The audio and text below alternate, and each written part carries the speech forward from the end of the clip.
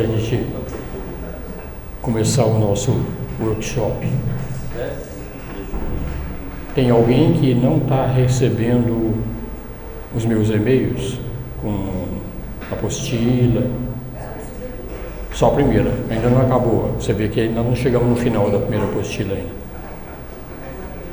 Se alguém não estiver recebendo, me avisa. Você não? Você está na lista. Nem a primeira?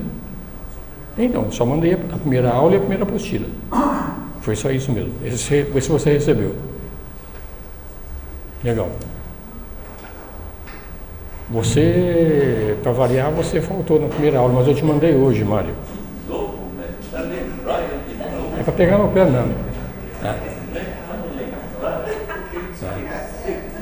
Mas eu mandei hoje, mandei para você, para o Álvaro, para a Rita. Acho que foram para os 3 que eu mandei que começaram depois.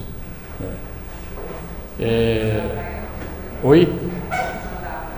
Pega o e-mail, Nete. Anota direitinho o curso, o que é, porque senão depois eu não sei.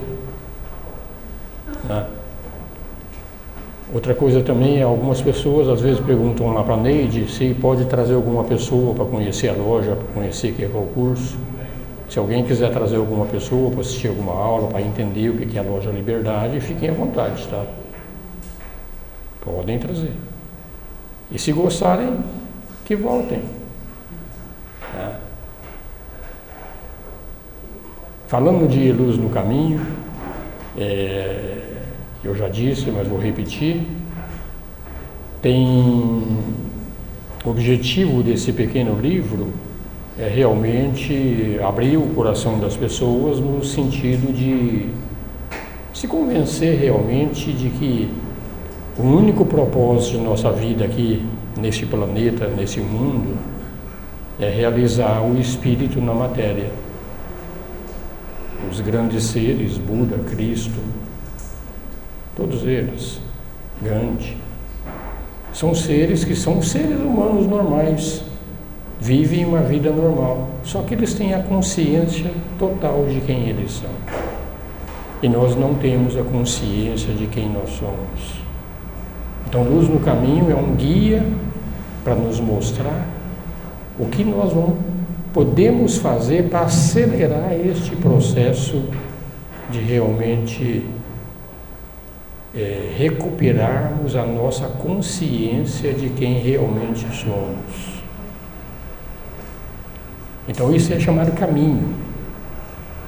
Então, Luz no Caminho, os 4 primeiros preceitos, que nós estamos no segundo, são vamos dizer, as 4 regras iniciais para quem realmente está disposto a trilhar este caminho.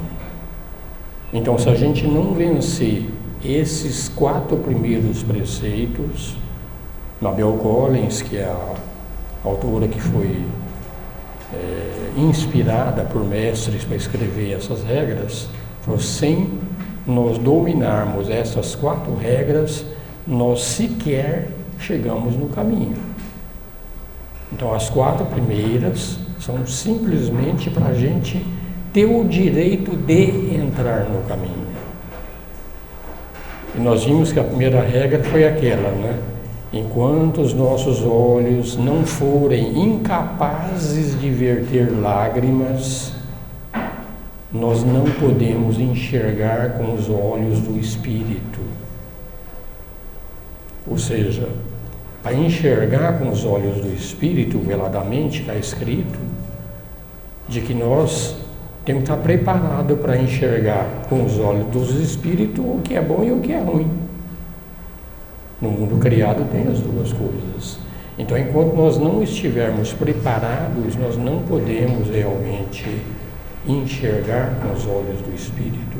Então, o verter lágrimas é entender que tudo o que acontece no mundo, o mundo, eu digo claramente, não é só o mundo físico não, tá? É o mundo físico, o mundo das emoções e o mundo do pensamento, que são a parte criada do mundo. Enquanto a gente não perceber que isso aqui é uma irrealidade muito grande, que é o que nós chamamos de Maya, ilusão, a gente vai chorar sempre que a gente vê uma criança passando fome. Não é que a gente vê uma criança passando fome, você tem que fechar os olhos e endurecer o coração.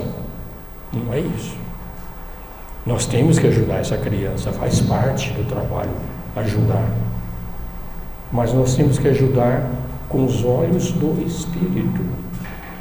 Então nós vamos ajudar e não deixar que aquela impressão chegue na nossa alma. Emoção pesada, emoção difícil. Tudo que impressiona a nossa alma nos prejudica. Então nós temos que ser capazes de enxergar tudo o que se passa no mundo sem emoções pesadas, sem emoções fortes. Voltamos a dizer, não é para endurecer o coração. É para perceber que por trás daquele evento, uma criança passando fome, tem um espírito que chegou àquela experiência por exclusiva responsabilidade dele.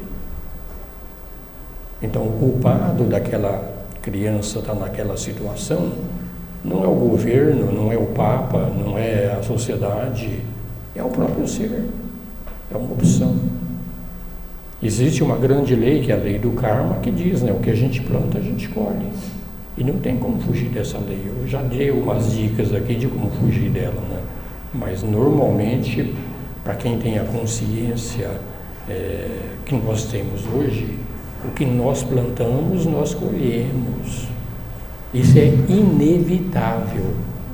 Inevitável. Você pode enganar o Lula, pode enganar o presidente, pode enganar a polícia, pode enganar todo mundo. Mas essa lei, não.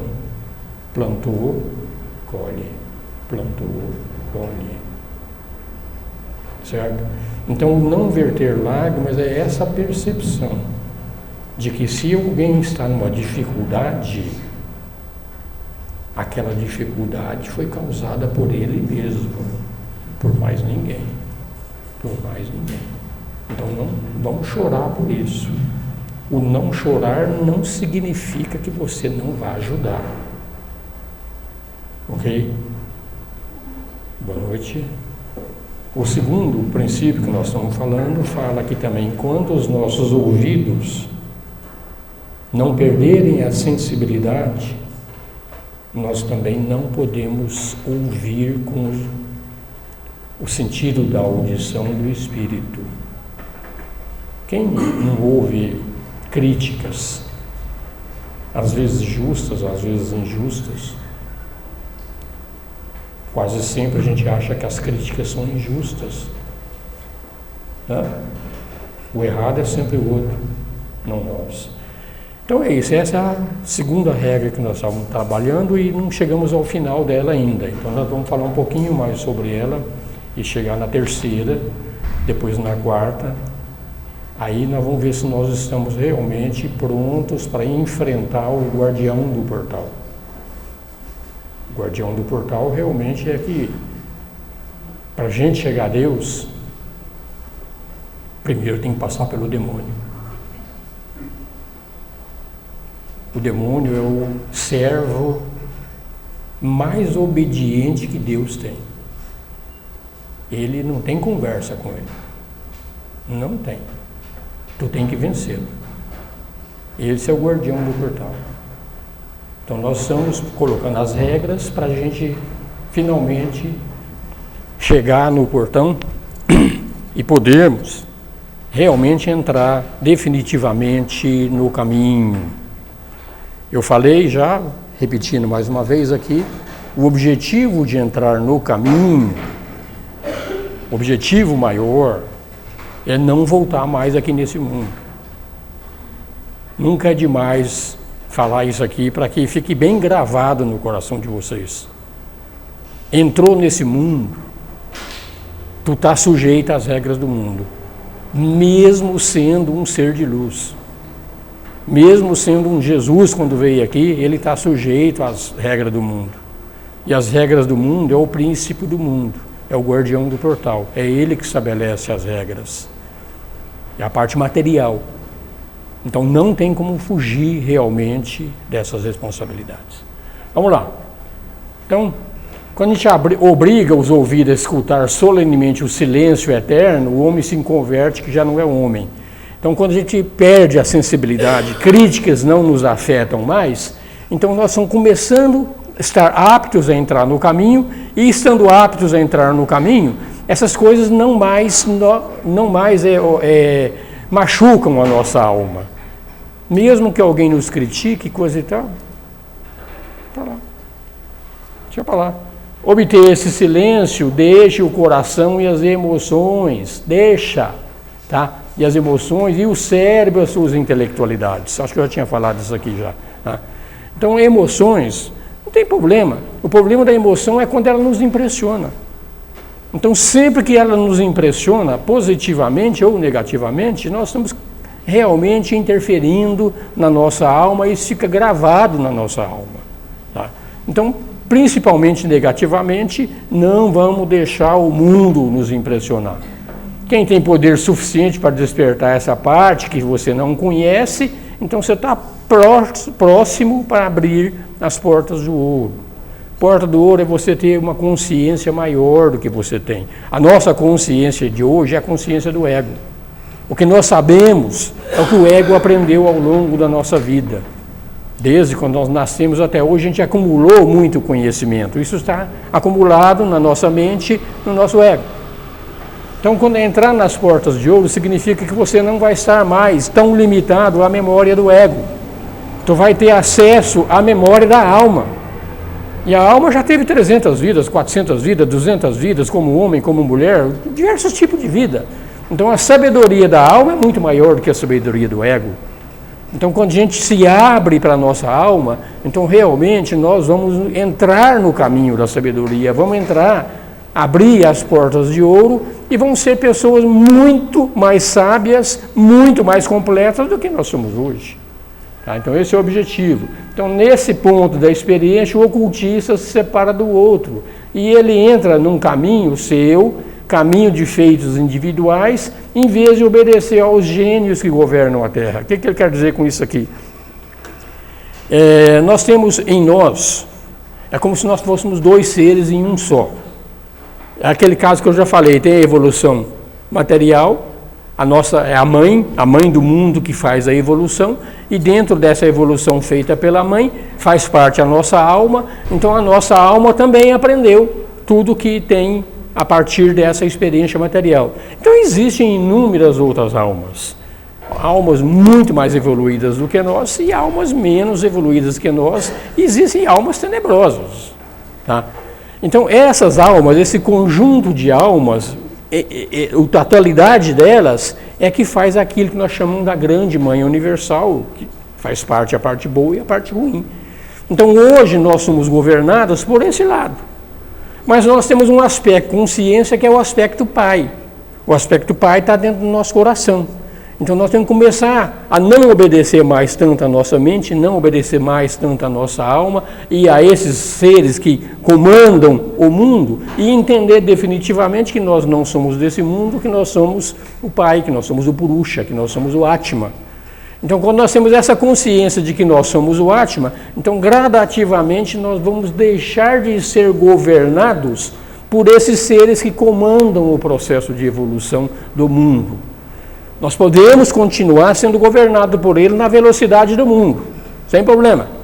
Mas, como falamos, esse processo de evolução, de acordo com os seres que governam o mundo, ele é lento e um processo de evolução humana são 4 bilhões de anos. Podemos continuar, já passou 2 bilhões desse ciclo, temos mais 2 bilhões de anos pela frente. Ok? Ou podemos realmente nos sintonizar com o Pai, nos sintonizar com a consciência, nos sintonizar com o Atma e não sermos mais... Você clicou no gravar? Clicou. E não obedecer mais tanto a esses seres que governam o mundo. Ok? Então é isso que ele está dizendo aqui.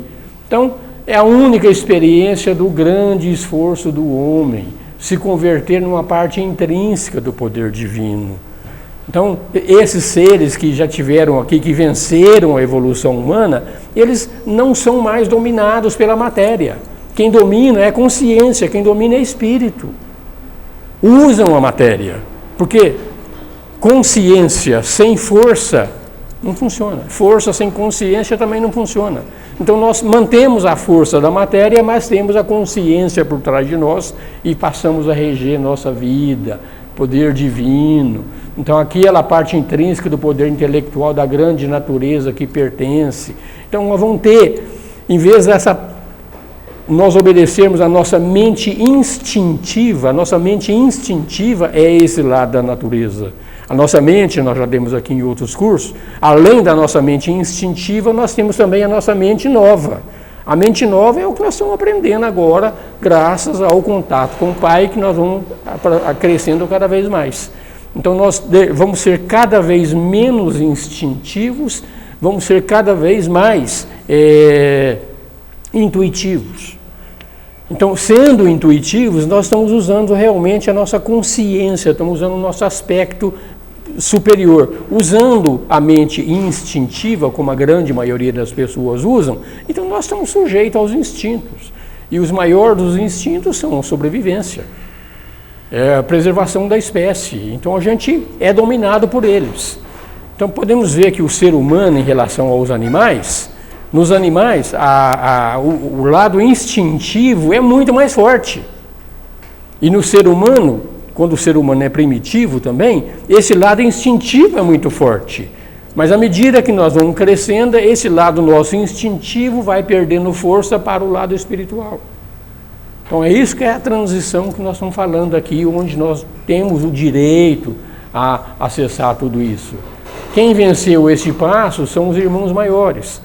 Os irmãos maiores são aqueles que venceram a evolução humana. Então, não que eles não tenham mais instinto, que se a gente não tiver instinto, a gente está ferrado. Tá? Passa uma cobra aqui, eu vou analisar, essa cobra é bonita, olha, será que ela é venenosa? Não é? É melhor tu pular fora logo. Entendeu? Então tu tem que ter o instinto de sobrevivência. Tudo isso aqui é necessário ter, mas na realidade tem que ter o nosso lado realmente que está além dos instintos, controlar tudo isso aqui, tá? Quem passou por esse caminho é uma coisa que serve de apoio, que a gente vê que esses seres, esses grandes seres que todos nós consideramos os deuses ou os santos, aí Jesus, Buda, Krishna e vai por aí afora, são seres abençoados por Deus e que são Deus e nós não. Não, gente, nós estamos chegando lá. Tem que acreditar nisso. Acreditar fortemente nisso e ir em frente. Tá? O homem começa a entrar no silêncio, perde o conhecimento. Isso aqui é triste às vezes quando a gente olha para um lado. A gente começa a perder o conhecimento de amigos, de seres queridos, daqueles que amou, dos seus instrutores, né? Mas é naquele sentido, não se deixar influenciar mais por isso aqui. Porque todos nós temos as nossas virtudes, todos nós temos os nossos defeitos, mas nós temos o nosso lado espiritual, o nosso espírito, o Pai em nós. Nós não precisamos de nada, de nada. Não, claro, um bebezinho pequenininho precisa da mãe e do pai, mas aqui não tem nenhum bebezinho. Aqui nós já somos crescidinhos para tomar conta da nossa vida. Então é nesse sentido, né? Entra em silêncio, começa a cada vez menos você ter memória daquilo que aconteceu no passado. Tu começa a perder. O perder a memória, não tem dois tipos de memória. Tem uma memória chamada memória factual e tem uma memória psicológica. Memória factual, tu não vai perder nunca. Aquele fato aconteceu, aquilo está gravado na natureza. É aquilo mesmo. Tá? Aconteceu. Mas normalmente, em torno de alguma coisa que foi um fato, nós agregamos uma série de coisas psicológicas. Você leva um chute. O chute é um fato. Aí você já começa a pensar, mas por quê? Quem fez isso? E começa a criar um monte de dramas em torno de um fato. Fato é fato. Agora, essa agregação de valores psicológicos em torno de um fato, isso tem que acabar. Tem que jogar tudo isso fora. Tudo aquilo que é criado pelo homem tem que ser jogado fora, pelo ego. Tá? E aquilo que foi criado de fato, isso é a alma que está fazendo acontecer, isso não vai se perder nunca. Então, separar o que é fato do que é realmente coisa que nós estamos acrescentando em torno do fato. Então, quando a gente começa a jogar tudo isso fora, a nossa memória psicológica vai diminuindo, vai diminuindo, vai diminuindo.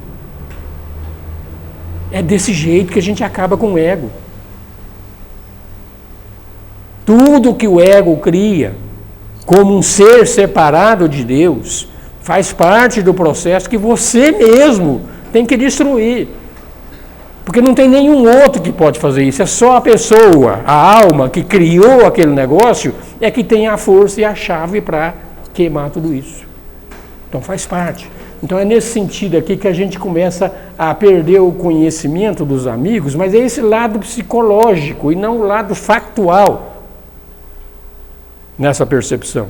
Então, um dos melhores trabalhos que nós fazemos na Raja Yoga, que nós demos um curso de Raja Yoga aqui, foi justamente trazer os pedregulhos que está dentro da gente e jogar tudo fora. Aí você vai ficando mais leve, vai ficando mais leve, mais leve. Então é nesse sentido que estão falando aqui, parece ser pesado, mas é aquilo que tu criou indevidamente. Se a gente mantém em nossa memória só o fato, não tem problema nenhum. Problema nenhum. Aqui, a gente faz um preâmbulo para completar isso aqui, para lembrar o lado do perdão. A gente gosta de perdoar os outros, né? Nossa, como a gente gosta de perdoar. Quando a gente perdoa, eu sou superior, eu perdoei o Álvaro, eu sou um cara legal, poderoso. Mas não esquece do que o Álvaro fez lá atrás. Perdão só acontece quando esqueceu totalmente. Ele me deu um chute lá no passado, está remoendo aqui, remoendo. Perdoei ele, mas está remoendo aqui ou está oculto aqui dentro. O dia que isso aqui esqueceu, não tem mais, aí aconteceu o perdão. Então esse é o trabalho que nós fazemos de cada vez menos nós termos memórias psicológicas, diminuir. Menos, quanto menos melhor. Quando a gente vai viajar, gente, quanto menos bagagem tu levar, mais fácil é. Quando tu volta para a alma, quando tu leva muita bagagem, a alma fica pesada. Então, se a gente faz isso em vida, entregar realmente tudo aquilo que nos impressionou, joga fora, põe na fogueira. Não precisa queimar a tua casa não, faz uma fogueira mental, eu já falei isso aqui, mas queima, não guarde nada, jogue tudo fora. Assim estaremos trabalhando. Quando vem o silêncio, vem a obscuridade, então perde todo o conhecimento dele, estás só e ele não te pode auxiliar. Tá? Quando vem o silêncio e a obscuridade, então você está sozinho, que você evocou o seu inimigo. Quem que é teu inimigo que você evoca quando você faz esse silêncio? É o ego. Então você traz ele te mostra como ele é realmente. Porque se não é o lado ego, que é uma coisa separada da alma, a alma em si ela é inocente como uma criança. É o ego que carrega todas essas coisas e nós nos ligamos com o ego. Então, o que estamos falando aqui, ó, a gente evoca nesse silêncio aqui, evoca o ego para que a gente realmente comece a observá-lo, desnudá-lo e jogar todos os nossos pedregulhos que está dentro da gente, jogar tudo fora. Tá? O grande inimigo é você mesmo. Você é capaz de afrontar a sua alma no silêncio, você vai conquistar o seu animal, ou o seu físico que só vive de sensação, que é o ego, ele só vive dessas coisas. Então quando tu sente que tu é mais do que o ego, que você é uma alma de muita luz, inocente, pura, então você começa realmente a desnudar e jogar tudo isso fora, gente. Então isso aqui faz parte desse trabalho no Luz no Caminho, porque se nós não fizermos essas atividades, então nós vamos continuar sempre sendo impressionados porque de tudo que nos dizem. Qualquer coisinha a gente é casquinha de ferida. Machuca a gente. Machuca. Então nós temos que nos tornar insensíveis nesse aspecto. O homem que atinge a maturidade, né, ele pode, se ele pudesse exigir a grande herança dele, ele se desembarca dessa vida animal. Mas a gente se recusa a ser a natureza superior. Porque ser a natureza superior é não ser o ego. Percebe essa diferença? Então, se você se entregar para a natureza superior, é a morte do ego. E o ego, ele não quer morrer. Ele vai usar todas as forças dele para impedir que isso aconteça. Não quer que isso aconteça.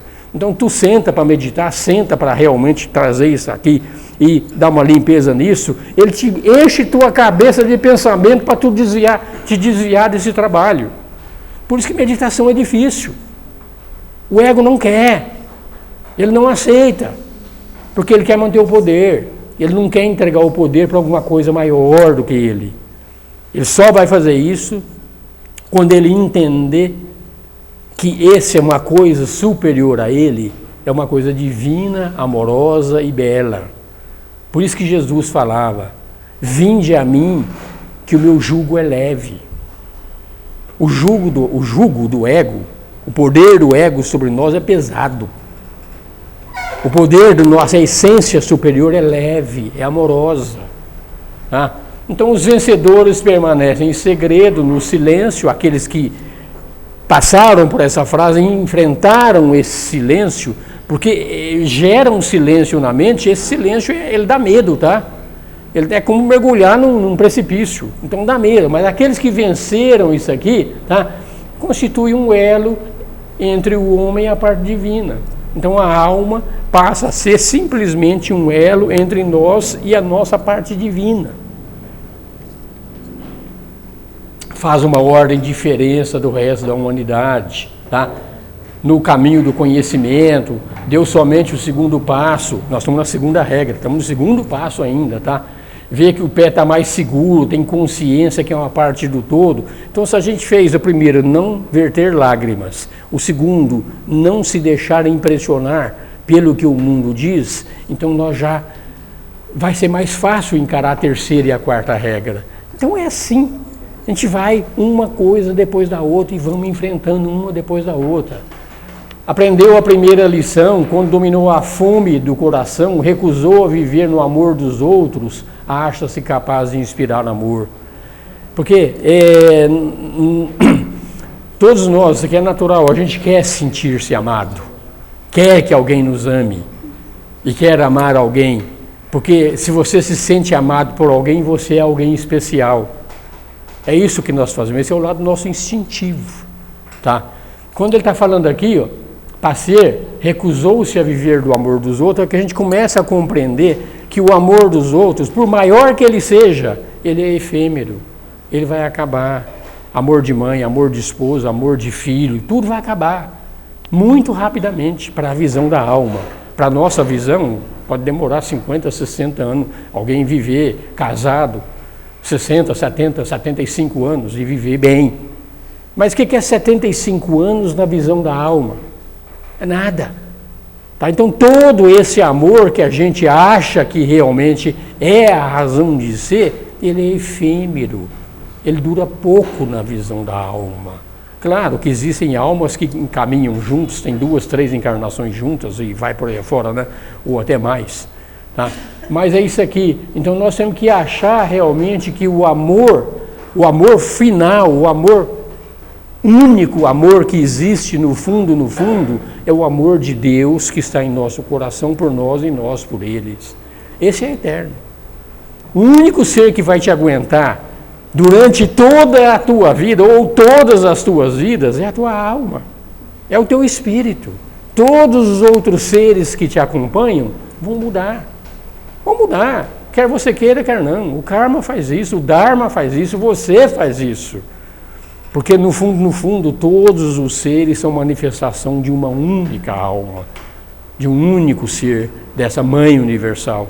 E ela se manifesta de formas diferentes e nós somos as testemunhas. Já falei isso aqui de novo, é bom sempre lembrar disso. Nos diferenciar do que nós somos no mundo para o que nós somos na realidade.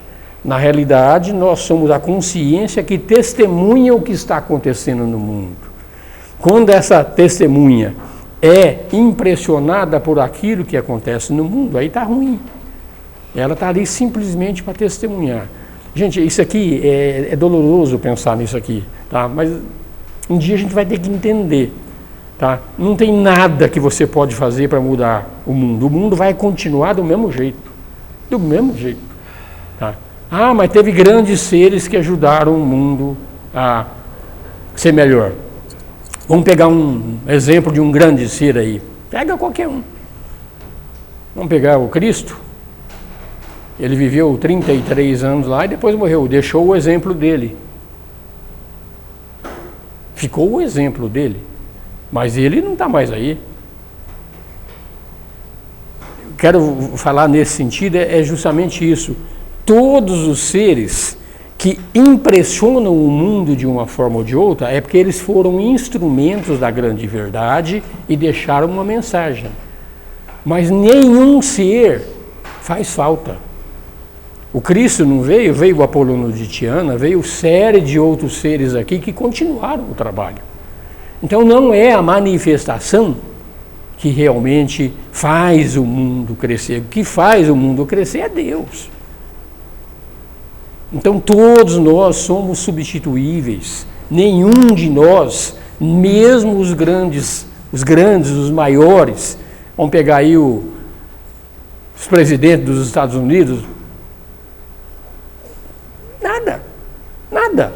Tá? Então isso aqui que a gente vê, a gente tem que realmente achar no nosso coração o que realmente nós somos. Em encontrando o que realmente nós somos instrumentos de Deus, vamos continuar fazendo todo o trabalho que tem que ser feito e não vamos deixar impressionar.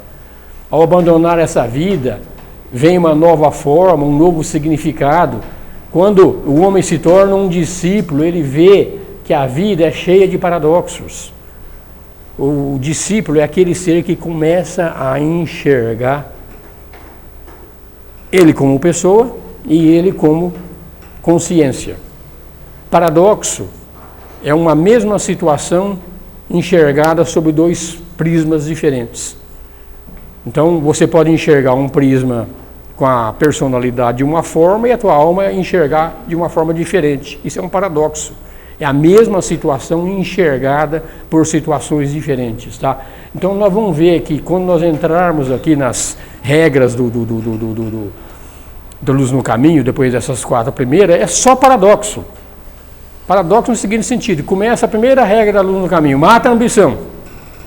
Essa é a primeira regra que nós vamos ver depois que entra no caminho. Mata a ambição. A terceira regra é viva conforme vivem os ambiciosos. Paradoxo. Como é que é? Manda matar e depois manda viver. Manda matar a ambição do inferior. Viva com a ambição do superior. Esses são os paradoxos. Pergunta. Então, paradoxo então se encaixa naquele outro item que você falou anteriormente? O amor efêmero? Do quê? Paradoxo se encaixa então no que você disse anteriormente, é isso? O amor é efêmero? Que o amor é efêmero? O amor de pai, o amor de mãe, o amor de filho, o amor de esposa, o amor de... Esse sim, é tudo efêmero. Muito efêmero. O paradoxo também se encaixa então no perfil. Se encaixa, porque ele entende desse lado. Para quem está envolvido no amor de pai, mãe, filho e tudo mais, o amor é eterno.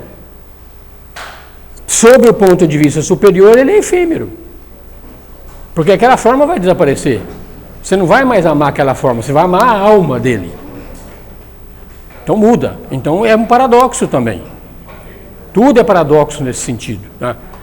Então, na realidade, nós amamos quem? Normalmente nós amamos a máscara que uma determinada pessoa criou em torno dela. É a personalidade. Aí a gente gosta de uma determinada personalidade. E aquela personalidade, normalmente, ela faz tudo para agradar o que o outro está observando nela. Isso faz parte do joguinho nosso aqui. Está todo mundo querendo conquistar o coração do teu amado. E para conquistar o coração do teu amado, tu faz o jogo que tiver que fazer. Tá? Por quê? É o jogo. E a gente se envolve nisso. Tanto um quanto o outro acaba se envolvendo no jogo. Se a gente observar a alma que está por trás daquela personalidade, pode ser uma coisa linda. Ou pode ser uma coisa não tão linda assim também. Então o paradoxo é sempre nesse sentido, é a visão do inferior e a visão do superior. Enquanto nós enxergarmos com os olhos da matéria e não com os olhos do espírito, nós estamos sujeitos a nos enganar, o que não significa que a gente não pode acertar também. Mas o paradoxo é isso, é a visão do inferior e a visão do superior. E na maioria das vezes, o que prevalece para nós é a visão do inferior. Então, a alma mora à parte, como uma estrela. O que ele está falando aqui, a alma é separada, à parte. Nós estamos ligados no ego. Os motivos são sempre indecifráveis, não pode saber a razão que fez aquilo. O esforço do discípulo é despertar a consciência da estrela dentro de si mesmo. Então a estrela está dentro de nós. O discipulado, luz no caminho, é para despertar essa estrela de forma que ela realmente seja o regente das nossas vidas. E não o ego que a gente assumiu, e esse ego é que realmente é o regente de nossas vidas. E os motivos do ego são sempre motivos curtos. Os motivos da alma são sempre motivos longos. Então, compreender, por isso que os orientais falam o tal do namastê, né?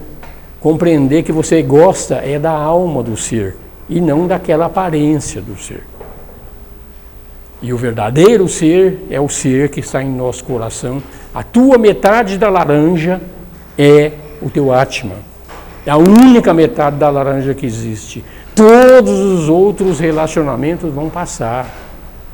Às vezes é doloroso a gente falar isso. A gente pensa, a gente está tão acostumado aos relacionamentos familiares, amorosos e tudo mais. A gente fala isso aqui porque a gente é insensível. Não é insensibilidade. Tá? É gostar, realmente gostar no sentido de gostar da alma, de perceber a alma que está por trás daquela pessoa, de enxergar o ser real que existe por trás daquela pessoa. Aí tu não está num amor efêmero, tu está num amor real. Tá?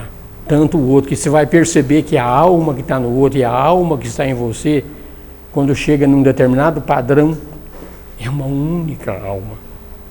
Ela se manifesta em corpos diferentes. Tá? Então a consciência desperta, a contradição, no mesmo homem acontece os paradoxos que se mostram em vida. É aquele negócio, você vai ver uma situação e tu vai estar sempre premido por esses paradoxos. Tu vai estar sentindo dentro de si mesmo, você está fazendo uma coisa errada, é só observar, gente. Quando a gente faz alguma coisa errada, seja o que for, tem alguma coisinha dentro da gente que está te avisando, não faz esse negócio. Ela está ali dentro, está te avisando, não faz. Mas a vontade de experimentar aquele fruto proibido é tão grande que a gente vai e faz. Ela está ali te avisando, tá?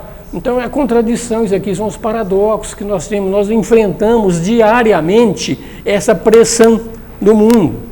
Então o mundo, ele é cheio de paradoxos, cheio dessas experiências. E nós podemos perceber isso aqui e já, só o fato da gente estar aqui procurando qualquer coisa espiritualista, seja onde for, é porque nós já começamos a ouvir um pouco mais o nosso coração. Estamos preparando para chegar realmente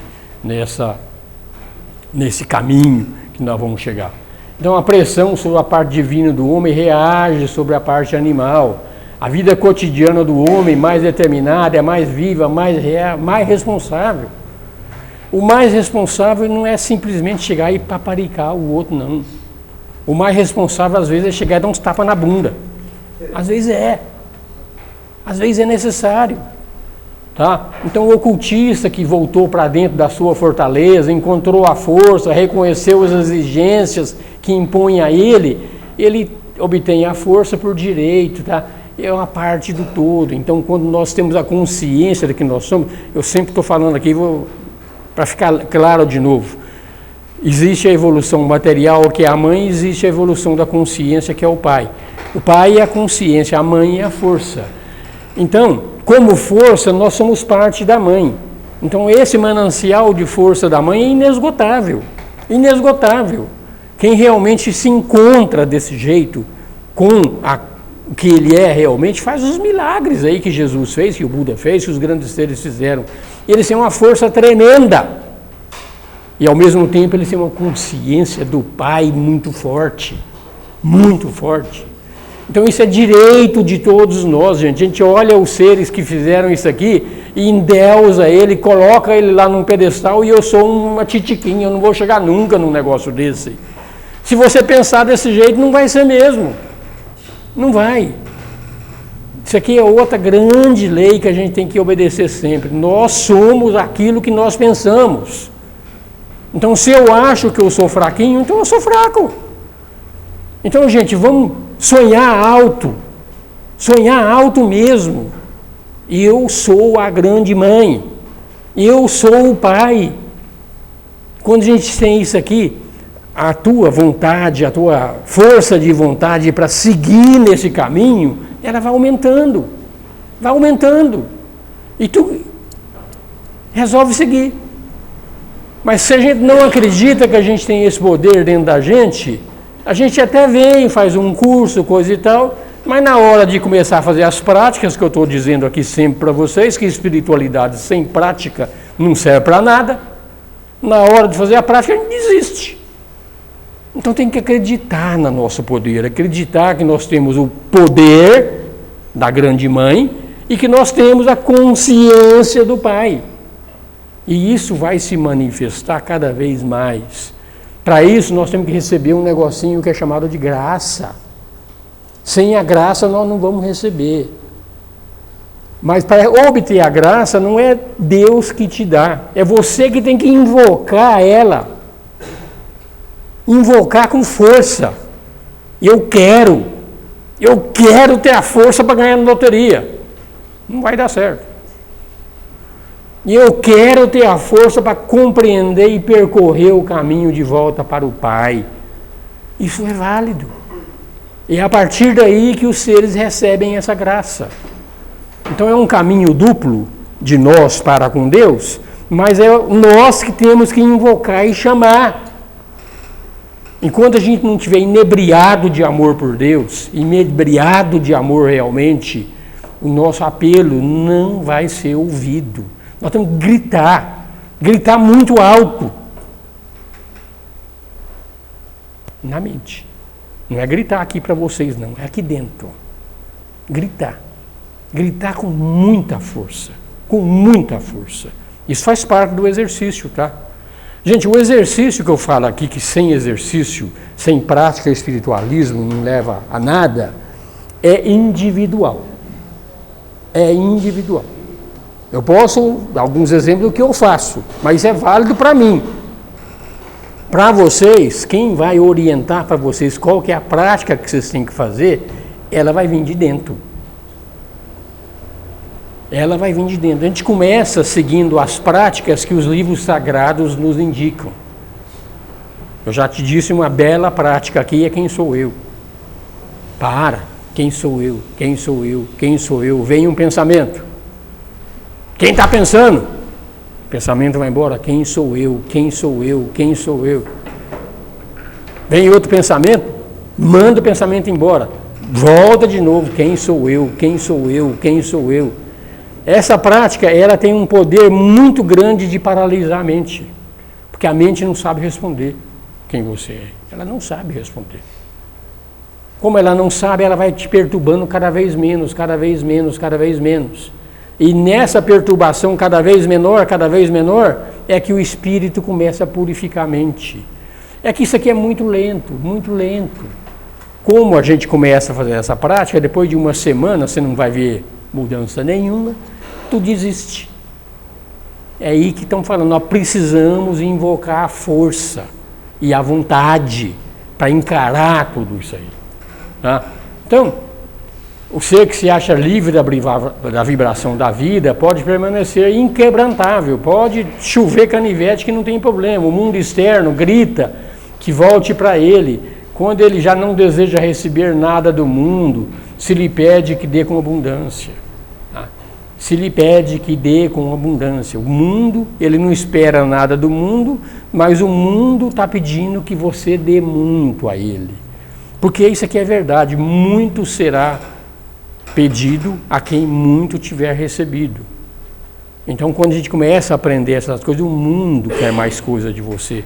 Tu vai ter mais tarefas para levar o mundo em frente. Quem leva o mundo em frente é Deus, não é a personalidade separada. Mas Deus usa as personalidades para fazer o mundo acontecer. Então, tu vai recebendo, de pouco em pouco, tu vai recebendo mais missões para trabalhar, para ajudar no engrandecimento do mundo, seja no campo que for. Seja no campo que for.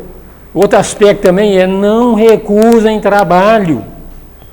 Não recusem. Ah, eu só quero trabalho se eu for o presidente da empresa, senão eu não quero. Às vezes tu tem que ser o faxineiro. Tem que aprender. Não recusem trabalho. Tá? Adquirir os sentidos astrais do ouvido, alcançou a percepção da alma, são tarefas muito grandes e exigem sacrifício, às vezes, de muitas encarnações. Podemos não vencer. Podemos não vencer. Ou podemos. Quantas vidas você já dedicou a esse trabalho, Mário? Você não lembra, né? Um monte, né? Só que você está sempre repetindo o curso aqui, né? Então tudo bem. Como disse na aula passada. Mas eu falei isso, Mário. Eu falei isso no sentido bom. Parece que nós estamos começando a fazer essa atividade aqui agora. Eu tenho a certeza absoluta, nós não estamos começando a fazer isso agora. Nós já estamos insistindo há algum tempo nessa trilha e não obtivemos sucesso ainda. Mas chega um determinado dia que nós vamos obter o sucesso. Isso não precisa ser na próxima vida, pode ser aqui agora. Mas ou não. Fora Cristo, Buda e mais, não vi mais quem é que saiu bem nessa. Pois é. A gente fala no Buda que ele chegou onde ele chegou, como o Siddhartha lá, debaixo da árvore de bode lá, ele fez a iluminação. Parece que ele fez o trabalho tudo ali, mas ele já tinha tido 500 vidas antes, gente. Já tinha feito um monte de trabalho. E nós já fizemos algum trabalho também. Então não dá para saber. Então acreditem. Eu estou sempre repetindo aqui, às vezes fica meio cansativo. Mas é para isso mesmo, gente. É que vale a pena insistir. É só ver os exemplos dos seres que já passaram aqui, ver o que eles deixaram escrito sobre o que é os mundos superiores, para a gente ver que esse mundinho aqui é uma titica. Tem coisa muito melhor do que isso aqui. Muito melhor. Tem 3 grandes energias que fazem o mundo andar. É chamado Tamas, Rajas e Sattva. Mundo tamásico é um mundo tenebroso. É o inferno. É um mundo pré-histórico. Mundo rajásico é o nosso mundo. Muita energia, muita mutabilidade, muita mudança. Tudo está mudando uma através da outra. E mundos sáttvicos são mundos harmoniosos. Então existem mundos harmoniosos. O nosso mundo vai chegar um dia que ele vai se tornar um mundo harmonioso. Tá? Então é isso aqui, entender que existem todas essas peculiaridades e trabalhar para aquilo que vale a pena ser trabalhado. O que vale a pena ser trabalhado, que tu leva contigo de uma vez por todas, são os valores que você aprende nessa vida. Tudo o restante que você adquire, tu não leva nada para a alma, gente. Nada. Vamos olhar direitinho. Respondam para vocês, não para mim. Quanto tempo eu dedico ao ego e quanto tempo eu dedico à alma? Respondam para vocês. E o ego, ele vai desaparecer. Morreu, morreu. A alma não. A alma é eterna. Quanto de trabalho tu está fazendo para a tua alma? Para que ela cresça? Essa é uma pergunta a se fazer sempre. Tá? Então, quando a vontade alcançou a força, o milagre pode operar em 1 segundo. 1 segundo de tempo, o discípulo deixa de ser servidor do tempo. Pode acontecer a qualquer momento, desde que você realmente faça aquilo que tu tem que fazer. E com certeza alguma coisa nós já fizemos. Então com isso aqui encerramos a 2ª regra, vamos passar para a 3ª. Então nós falamos muito sobre os olhos não chorarem para enxergar com os olhos do Espírito. Falamos bastante também sobre não nos deixarmos impressionar por aquilo que o mundo está chegando, ó, aí, entrando aqui. Não se deixem impressionar. Porque tudo que impressiona nós aqui está impressionando a alma. Impressionou a alma, tu está segurando a tua evolução. E o que acontece nesse mundo tem que ficar nesse mundo. Não levem nada desse mundo para outro mundo. Nada, deixem tudo. Deixem tudo. Só leve realmente aquilo que foi fato, aquilo que são valores, que é caráter, melhoria de caráter, melhoria no teu lado amoroso, no teu lado intelectual, tudo que se quer é legal, levem. O resto não leva uma vírgula. Vamos olhar, gente, respondam de novo para vocês. Quanto tempo a gente dedica à nossa alma? Nós fizemos o curso aqui do Jung, o curso O Mergulho no Inconsciente. O Jung era um tremendo de um espiritualista, tá? Ele não era psicólogo, cara, psiquiatra, né? Mas ele era muito espiritualista, onde ele deixa muito claro na obra dele que nós temos que dividir a nossa vida em duas metades. A primeira metade é dedicar-se ao mundo, é lutar para conquistar. Segunda metade, voltar para dentro. Voltar para dentro e investir fortemente na alma. Eu já passei a minha metade da vida, estou com 62, acho que já passei. 124, difícil chegar lá. Então já está na hora de investir. Aí tem alguém aqui que é novinho. Quem que é novinho aqui? Os novinhos hoje não estão muito aqui, né? Né? Mas tem alguns novinhos aqui. Não, eu não cheguei lá ainda. Não cheguei na minha segunda metade da vida ainda. Tem certeza? Tem certeza que não chegou na metade da vida ainda? Você não sabe quando você vai viver. Então, no fundo, ele tem que dedicar sempre a alma, sempre. Tá? É claro que realmente, vamos falar na vida, na vida mesmo, no tempo de vida, né? 40 anos, 40 anos, 80, vai viver 80. Até os 40, muito interesse para o mundo. Depois dos 40, gente, diminuam cada vez mais o interesse pelo mundo. Cada vez mais. Diminuam. A regra número 1 para a reencarnação compulsória são os nossos desejos e apegos. Tem desejo para que seja o que for, seja por mulher, seja por homem, seja por que for. Tem desejo, tu volta. Tem apego, tu volta. Mas tudo bem. Vamos falar então, antes que a voz possa falar na presença dos mestres. É outro sentido espiritual. A voz também é um sentido espiritual.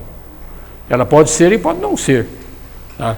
Então a nossa voz, antes que nós possamos realmente ter contato com os mestres. Quem são os mestres? Mestres são aqueles seres que já passaram pelo que nós passamos e venceram esse estágio. Esses são os mestres. Mestres exteriores. Tá?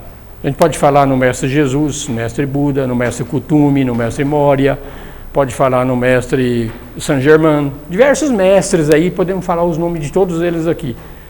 Mestres são esses. Então, antes que a gente possa falar com eles, tem alguns pré-requisitos. Se você não vencer esses pré-requisitos, você não vai falar com os mestres. Mas afora esses mestres, existe o maior de todos os mestres.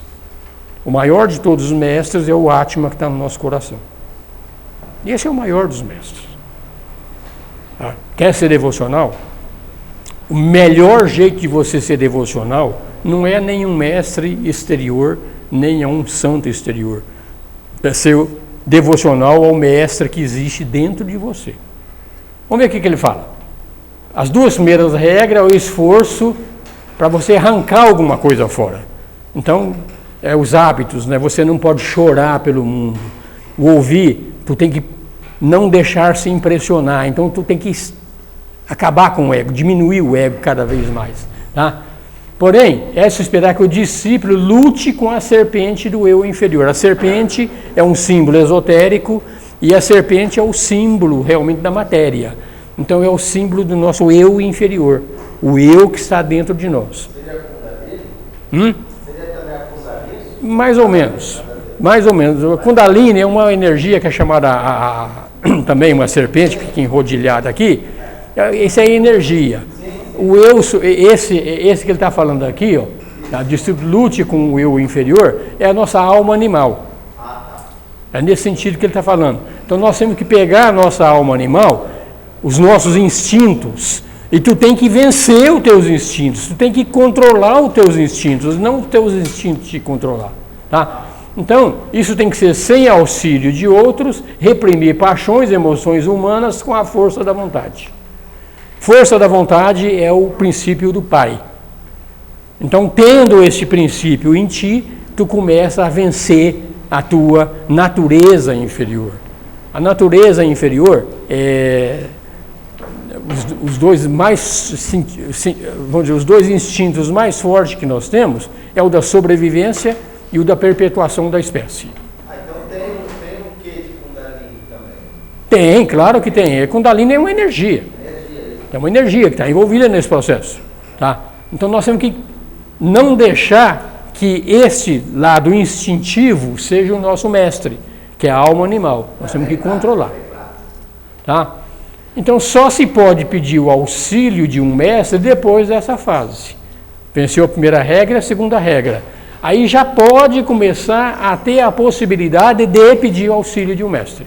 Antes disso, é inócuo pedir para algum mestre vir te ajudar. Inócuo. Vença primeiro, entender o que é o mundo e não deixar o mundo te influenciar. Se você entendeu o que é o mundo, não chore mais pelo mundo.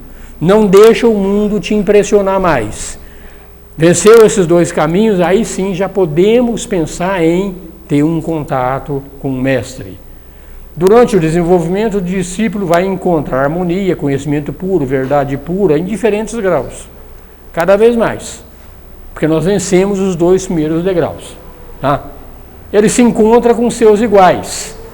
O que são iguais? Aqui, por exemplo, pelo menos aqui dentro, todos nós somos iguais. Está todo mundo prestando atenção fortemente naquilo, nessas verdades que nós estamos falando. Então, nós somos iguais nos nossos objetivos. Então, nós vamos encontrar os iguais, encontrar pessoas que realmente estão antenadas nesse caminho de achar o caminho. E nós vamos encontrar isso aqui, não é aqui dentro da sociedade teosófica, a gente tem que achar isso aqui no mundo. A gente tem que achar isso aqui, inclusive, fora do mundo. Quando a gente dorme, nós temos contato com outros seres que vivem em outros planos. E nós podemos, nesses outros planos, encontrar aquele que nos leva para o boteco tomar cerveja, ou podemos encontrar outros que realmente estão procurando esse caminho também. Então, venceu essas duas primeiras regras, então tu já começa a formar uma turminha de pessoas que pensam mais ou menos igual a você. É mais fácil ir em grupo do que individualmente. Então, homens que têm um caráter impessoal. Gente, nós somos pessoal demais. Nós somos pessoais demais da conta. Tudo a gente leva para o ego, leva. Então, a impessoalidade é entender que aquele ser que te espizinhou, ele também tem uma alma. Tu compreende. E se ele espizinhou, ou porque você mereceu, ou porque ele é ignorante. Se ele é ignorante, ele é doente. Então, não precisa bater nele por causa disso. Não deixa de te impressionar. Se a pessoa está te incomodando, em vez de brigar com ele, procura outra companhia. Procura outra, larga. Tá? Se associa a essas pessoas indissoluvelmente, permanentemente e se une por votos. Aqui nós já falamos algumas vezes, a gente faz promessas e faz votos. Tem uma diferença. Promessa a gente faz para o outro. Prometo que não vou te espizinhar mais. Pronto, fala aí. Isso é promessa. Voto é para você. Voto é para você, gente. Se Se você faz um voto para você, cumpra. Tá? Então é isso aqui. A gente se une por votos com esses iguais que estão procurando essas pessoas. Então, se as primeiras regras são observadas, o discípulo se encontra no vestíbulo antes de chegar no portal da entrada. Já está no vestíbulo, já está perto. Tá? Se a vontade dele é resoluta, venceu as duas primeiras regras, está no vestíbulo. Se a vontade de seguir em frente é forte, então tu começa a adquirir o poder de falar. Falar. Mostrar realmente. Ser convincente. Você ter certeza de que aquilo que você está falando não é uma coisa que você decorou e declamou uma poesia. Tem que vir de dentro. Tu tem que estar afinado com aquilo que tu está falando. Então, venceu aquelas duas primeiras regrinhas, então você adquire esse poder de falar e começa realmente a trabalhar nesse grupo que vão criando. E não é um que fala, não, todos falam. Gente, às vezes o silêncio é maior do que quem fala. Às vezes é. Um silêncio, às vezes, é muito eloquente, quando a gente percebe. Então, o direito de falar é quando você realmente não se deixa mais impressionar pelo mundo, quando você entendeu o que é mundo, você não chora mais pelo mundo, então a gente começa a falar. Aí vem aquilo que é chamado de impessoalidade. Tu é capaz de falar algumas coisas de uma forma muito impessoal e não machucar ninguém, que você está falando impessoalmente. E o outro vai te ouvir dessa forma também, tá? Encontra-se em si próprio o poder de falar na presença dos mestres, entrar em contato com os seres mais divinos que a consciência em que nós entramos. Venceu aquelas duas primeiras regras, então tu passa a ser orientado. Tu passa a ser orientado pelos mestres. Isso não precisa um contato físico. O contato com ele vem de uma forma que tu percebe. Outro exercício que eu faço muito. Pode servir para vocês ou não, eu já falei, o primeiro exercício que eu falo é quem sou eu, quem sou eu, quem sou eu, quem está pensando, vai encher o saco da tua avó e quem sou eu, quem sou eu, quem sou eu, vem outro pensamento, eu mando ele embora de novo e estou lá outra vez perguntando quem sou eu. Esse é um exercício. O segundo exercício, esse é o Jung que ensinou, é dialogar contigo mesmo. Tu fala, não precisa falar com a boca, tu fala em pensamento. Tu fala e depois tu cede o teu veículo para o mestre falar. Então você faz um diálogo de você com você. Então o mestre está presente e acaba sendo quase que um diálogo mesmo, e não um monólogo. Então essa é outra prática para ser feita. Conversem. E eu já falei, vou dizer de novo, espiritualista, quanto mais louco, melhor. Quanto mais louco, melhor. Sejam pirados. Fica falando sozinho. Problema nenhum. Tá? Ah lá, às vezes você está vendo televisão lá, mas não está vendo televisão coisa nenhuma. Você está fazendo um diálogo interior. E está lá. Enfim, tá bom, tá bom. Ah, você nem está vendo o que está passando. Vem o diálogo. Sejam pirados. Aqui tem um mestre aqui que falou, se é para tu ser louco, seja louco por Deus. Vale a pena. Mas e o caso do Wilson que faltou hoje? Peraí, um por vez. O caso do Wilson. Hã? O caso do nosso Wilson. Faltou hoje. E é uma loucura saudável. Cara, chega mais perto aqui, cara, não estou ouvindo direito. O Wilson. Wilson. O Wilson, senta ali. Sim. No caso dele, a loucura dele seria uma loucura saudável? A loucura dele é muita cachaça. Na maioria das vezes ele tá fora de si, ele não está...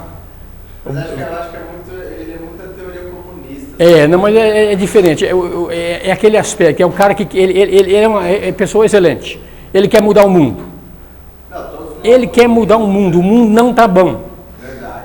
O que ele quer é isso, ele é pessoal, ele é radicalista do pessoal e quer mudar o mundo. Ele quer mudar o mundo, mas não muda a si próprio. Então, eu já falei isso para ele diversas vezes. Muda a si próprio, depois você muda o mundo. Entende? É diferente. Mas o Wilson é excelente pessoa. Por mais materialista que ele seja, é uma excelente pessoa. Tá? Ele é materialista pra caramba, mas não sai daqui. Tá? Mestre, essa de falar consigo mesmo, alto ou baixo, não tem problema nenhum. Todo mundo fala no celular, o cara não sabe se está falando no celular. Só que você não está falando com você mesmo, você está falando com outro ego. Pois é.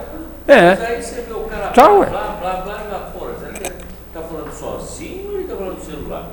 Antigamente nós falávamos, esse cara é xarope. Pois é. É tão simples, né? Mas hoje... Isso me lembra a história do mestre lá. Um discípulo do mestre foi para uma caverna meditar que ele queria desenvolver um poder. Passou 30 anos lá para desenvolver um poder. 30 anos exercitando até conseguir desenvolver o poder. E o poder que ele conseguiu chegar... Mestre, conseguiu o poder de levitar na água, de atravessar o rio inteirinho. Então me mostre que você conseguiu, filho. Aí ele foi lá e subiu na água, atravessou o rio lá do outro lado. Aí o mestre pegou uma canoa, subiu na canoa. O que você levou 30 anos para aprender, eu fiz isso em 5 minutos. É a mesma coisa que ligar a mestre. Entendeu? Viu, mestre? Mas Telepatia. O cara quer desenvolver a telepatia. É outro exemplo que o mestre dá lá mesmo. Telepatia. Aprendi a telepatia. Ele pegou o celular aqui e falou...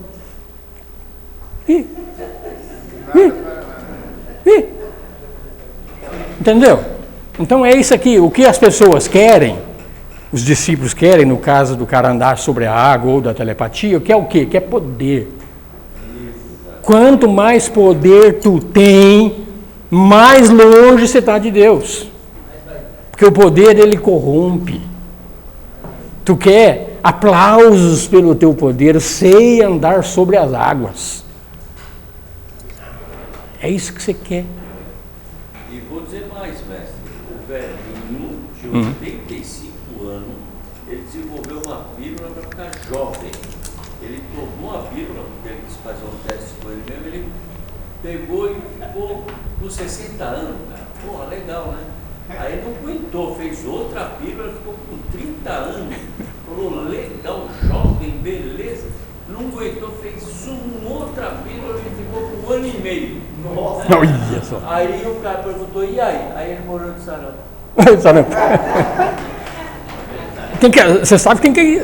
Se você vai pedir alguma coisa, isso é muito sério, gente. Se você vai pedir alguma coisa, tu tem que saber pedir, tá? Tem que saber pedir. Vou contar uma historinha pesada aqui, me perdoe. O cara tirou o gênio da garrafa lá e...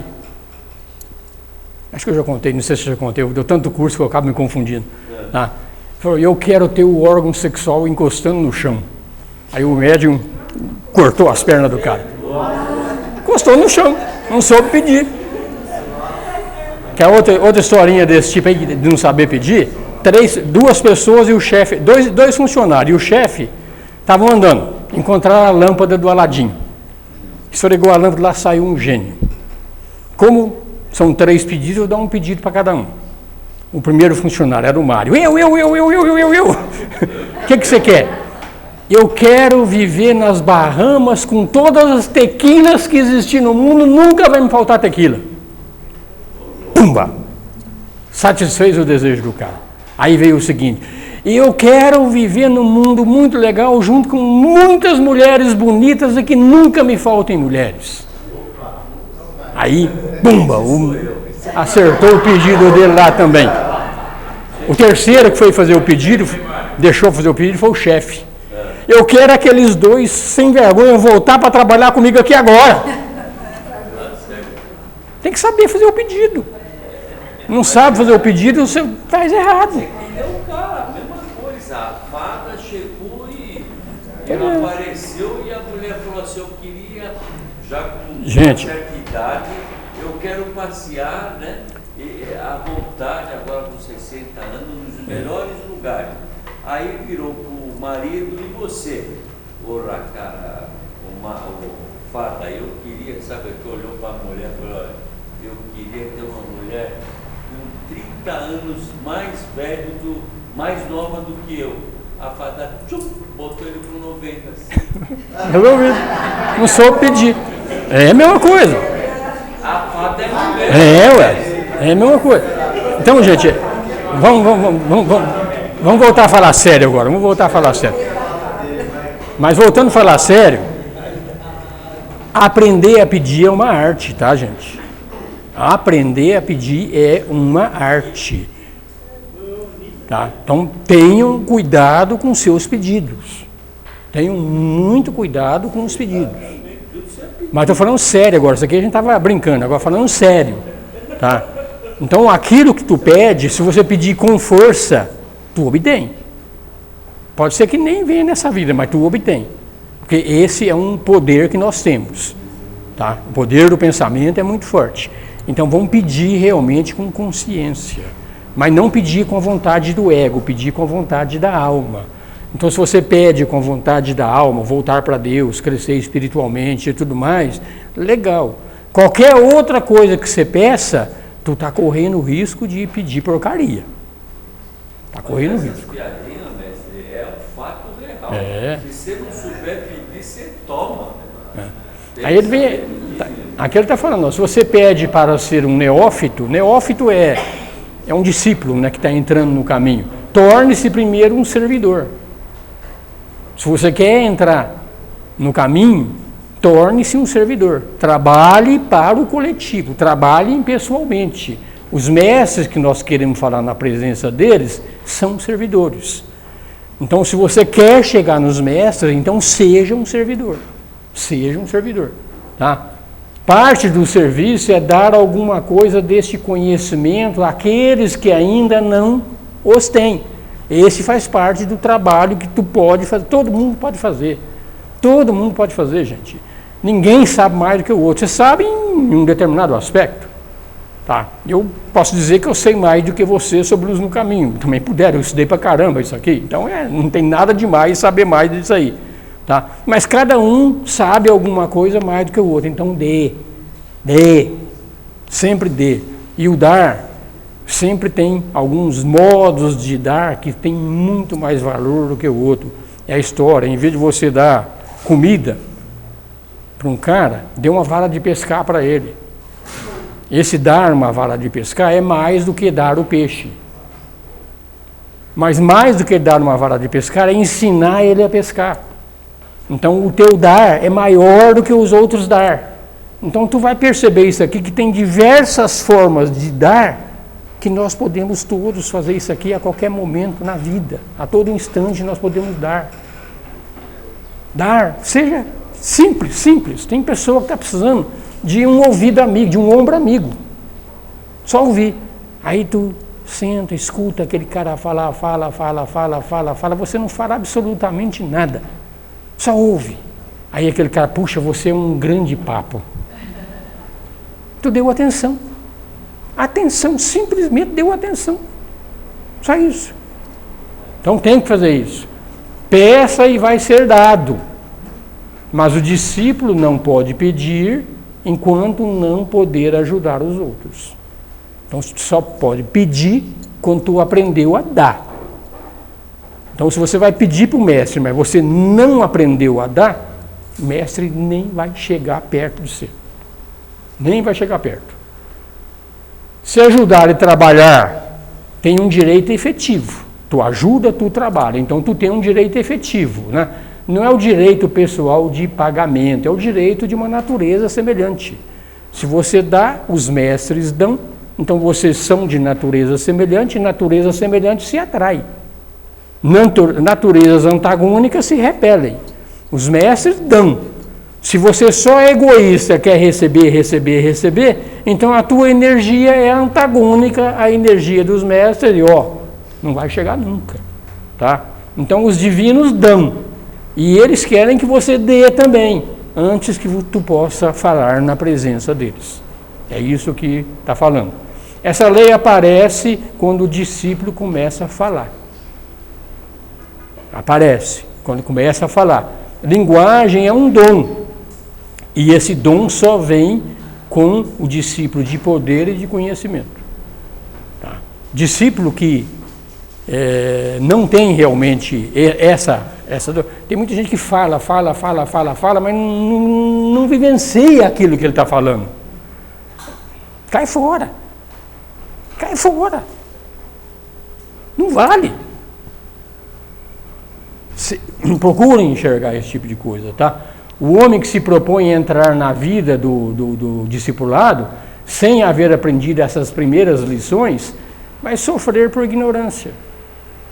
Então nós temos que vencer a nossa ignorância. Se a gente, pelo menos parcialmente, tá? Ignorantes todos nós somos, em maior ou menor grau, mas nós temos que vencer parte da ignorância para entrar nesse esquema aí. Então aprender o poder de falar, o neófito dirige ao grande ser.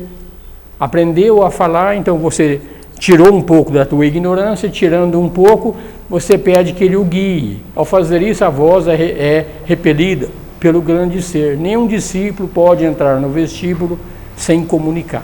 Então tu tem que comunicar para o mestre que você quer falar. Você dirige ao grande ser, eu quero falar.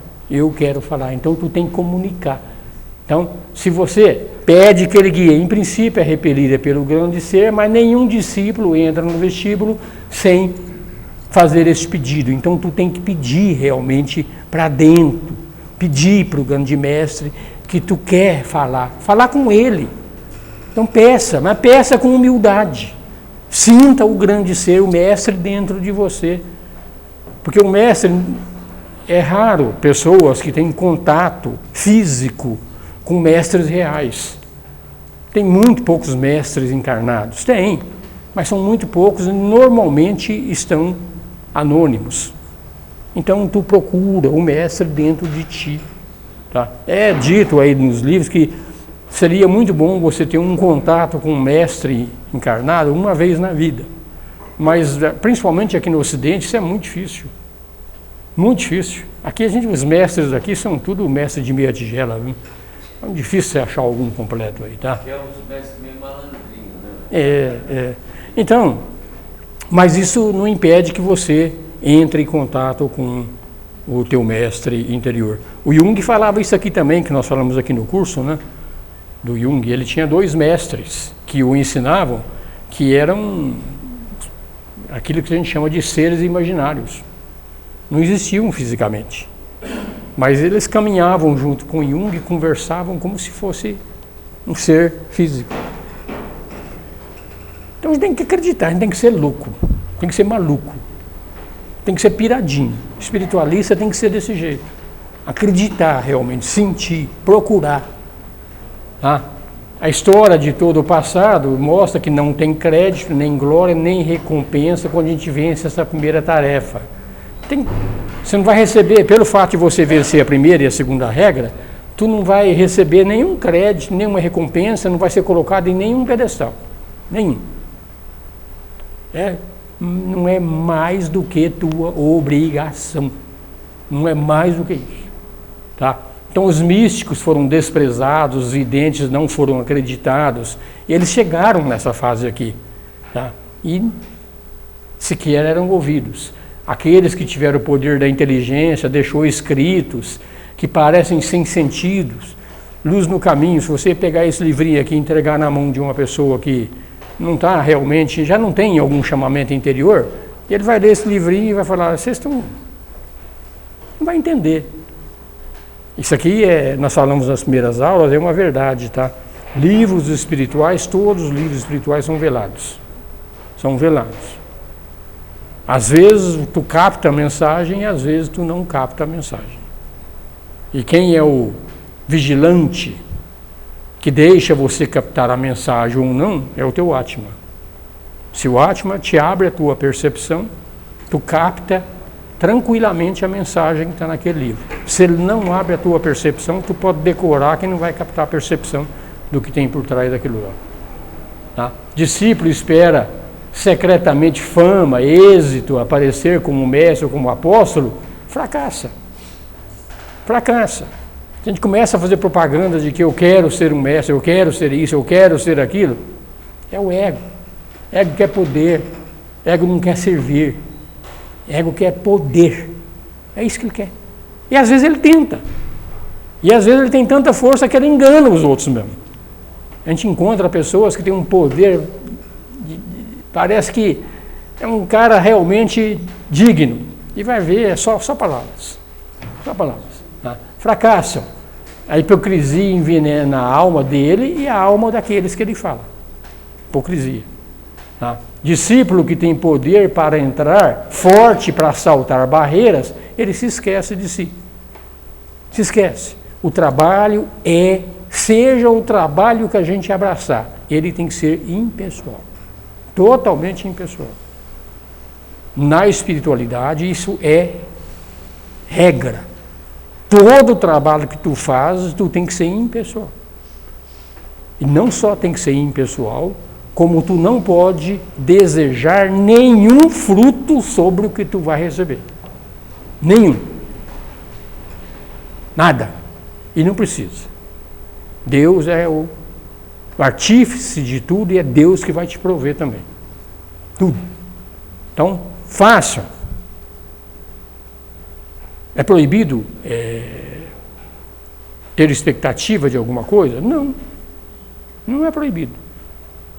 A única coisa que acontece em ter expectativa é que a lei é muito forte. Tu tem expectativa, tu tem que receber. Só isso. E isso é lei. Lei muito forte. Lei do karma. Fez, tu tem que receber. Ah, mas eu fiz uma coisa boa, vou receber coisa boa. Sim, verdade. Mas você tem que receber. Se você tem que receber, tu tem que estar aqui. Se tu tem que estar aqui, tu tem que estar sujeito às leis do mundo. Se você não tem expectativa, com o tempo, tu não tem mais que estar aqui. Se tu não tem mais que vir aqui, isso é um prêmio. Esse é o maior dos prêmios. Não ter que mais voltar neste mundo. O que não significa que você não vai voltar. Mas você não vai voltar mais inconsciente. Você vai voltar com consciência. Mestre, Oi. achei interessante essa do Atman. Né? Esse? Do Atman. Do Atman, deixar sim. você entender ou não o livro. Uhum. Esse livro pode ser qualquer leitura ou somente livros religiosos? Normalmente está mais voltado a livros espiritualistas. Só? Não. Claro, eu se eu pegar um livro, por exemplo, para falar sobre aprender a ser compositor de partituras para piano, eu posso tentar à vontade que eu não vou conseguir. Mas aí é uma deficiência minha. Eu não estudei esse negócio, eu não sei esse negócio. Então, por mais que eu leia, não vai dar certo. Mas não é que tem alguma coisa me impedindo, me velando.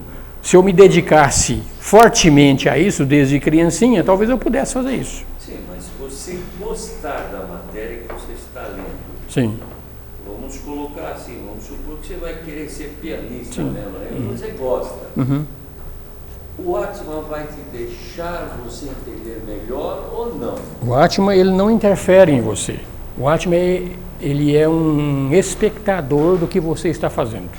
Mas você acabou de dizer que o Atman, você vai entender o espiritualismo. É que você é ele. Ah, não entendi, Tá? então. Como é velado, esses livros normalmente são velados. Luz no Caminho é um exemplo disso, é um livro bastante velado. Se você lê só com a luz do teu intelecto, tu não vai compreender. Normalmente a nossa leitura é com a luz do intelecto. Então tu não compreende. Então você precisa usar alguma coisa mais do que o intelecto para perceber o que está por trás dele. Então para usar alguma coisa que está além do intelecto, então aí já é o Atman. É ele que tem que ler para você entender. Você tem que ler com os olhos do espírito. É claro que um livro de geografia, de história, de matemática, de ciência, não faz muito sentido falar isso, né? Isso é o teu próprio esforço que vai levar isso. Tá? Mas nós podemos encher o nosso intelecto de um monte de informações. Vamos captando e enchendo. Tá? Mas só que uma cabeça muito cheia, não cabe mais sabedoria. Está cheia demais. Um copo cheio de água, tu quer colocar mais um pouco de sabedoria? Não cabe. Tu tem que esvaziar. Então, esvaziar a mente é premissa no desenvolvimento espiritual. Tu tem que esvaziar a mente. E sabe o que está gravado na tua mente? Teu, exclusivamente? São as associações psicológicas que você fez em torno de um fato. O fato é fato, isso está nos registros acásticos. Isso já aconteceu. Todas as associações psicológicas que você engendrou em torno de um fato, é isso que fica te entupindo de porcariada. É isso que você tem que jogar fora. Ater-se ao fato. O fato é o fato. Tudo que você criou em torno de um fato, joga tudo fora. Como é que você faz? Pois é. A primeira coisa que você tem que fazer é acalmar, meditar. Você fez o curso do Raja Yoga, pô. Era o estágio do Dhyana. Quando tu tem que deixar esses pensamentos aflorarem, quando os pensamentos vêm em você, você começa a olhar, mas fui eu que fiz essa merda? Não deu certo. Aí você começa de novo. Deixa o negócio aflorar, observe essa coisa, não julgue, absolutamente não julgue, só observe a procissão de coisas que vai acontecendo aqui e vai deixando ir embora, sem um mínimo julgamento. Aí você começa o teu exercício de deixar o teu passado ir embora. Enquanto o passado vem, é o meu cunhado sem vergonha, pronto. Pronto. Tu não deixou embora. Então deixar embora é realmente fazer a faxina, levantar o tapete, pegar aquela monte de sujeira que está por baixo do tapete, observe aquela sujeira, não julgue absolutamente, tu é simplesmente um observador. E deixa embora. Faça isso todo dia. Escolhe. Comece pelo teu cunhado. Ou pela tua sogra, se você preferir. Comece pelo que você quiser. Deixa vir. Deixa embora. Esse é um exercício. Eu estou falando para você que espiritualismo sem prática é perda de tempo. Agora eu te pergunto, quantas vezes você já fez isso? Olha, mestre, pensando bem... Não respondo para você mesmo, não precisa responder para mim não. Não estamos aqui para... Nunca. Honesto. Quantas vezes você já parou e quem sou eu, quem está pensando quem sou eu? Nunca. Quantas vezes você conversou contigo mesmo? Um diálogo franco e aberto? Nunca. Ou seja, nós somos todos isso aqui, gente. Nós somos frequentadores de cursos espiritualistas e não fazemos nada de prática. Nós somos aquelas pessoas que quer que as coisas mudem. Não, eu quero que as coisas mudem, mas faço exatamente as mesmas coisas que eu fazia antes. Como é que muda? É verdade, mestre, você tem razão. Você quer que mude? Então faça diferente. Exatamente. Fazendo igual como você faz, não vai mudar. Mas a gente quer que muda. Não, eu quero ser uma grande alma. E continua sendo um espizinhador do mesmo jeito lá no teu trabalho, com teus amigos, e lá no Corinthians, lá no São Paulo, pensando. Quero ser espiritualista e continuo pensando e fazendo tudo isso aí. E quer mudar. Quer mudar? Então haja de uma forma diferente. Se você não agir de uma forma diferente, não tem mudança. Aprenda isso definitivamente. Tu quer mudança, então mude a atitude. Teu chefe é um cara chato pra caramba. Quer que mude o relacionamento? Então haja de uma forma diferente. Quem sabe você dá uma puxadinha no saco dele, ele começa a te atender melhor. Estou exagerando aqui na brincadeira, tá, gente? Mas entende? Para ter resultado diferente, tu tem que mudar a atitude. Te dei uma... Quantas vezes nós estamos fazendo o curso aqui, às vezes eu pergunto para as pessoas, quem é que está fazendo alguma prática espiritualista? Não respondam para mim, respondam para vocês mesmos. Não fez nenhuma? Então vamos fazer mais 50 cursos. Não vai resolver. Não vai resolver. Tem que realmente encarar e mudar. Tem que mudar. Às vezes você tem que passar por chato. Mas a maioria chega aqui, presta uma atenção danada, certo? Fala, puta, eu vou mudar. Ele desce, primeira fechada que ele tomar na rua, entendeu? Já esqueceu tudo que aprendeu. É isso aí. Entende? Então, isso é lei, isso aqui é lei, isso aqui eu não estou falando nem de espiritualidade, gente, eu estou falando de psicologia mesmo. Tu quer que alguma coisa mude, faça uma atitude diferente. Se você não muda a atitude, como é que vai ter resultado diferente? Você que é psicólogo, não é verdade isso? Verdade. Você falou do fato, né? Do quê? Do fato, né? Do fato. O fato E associações em torno do fato. todas as associações é só para compreensão do fato. Encobre o fato. Então, respondendo até a tua pergunta, se você compreende o fato, as associações desaparecem, entendeu? Então, terapia, acho que é um ato meditativo. Uhum. Qual que é o fato? O que você está agregando? Vai tirando, entendeu? Então, a meditação. Isso não, isso não, isso não, isso não, isso não. O fato é esse. É só para compreender. Esse é o trabalho do fato. Deixa tudo passar. Deixa. Eu vou deixar... Meu objetivo aqui é deixar o Osni sem cliente.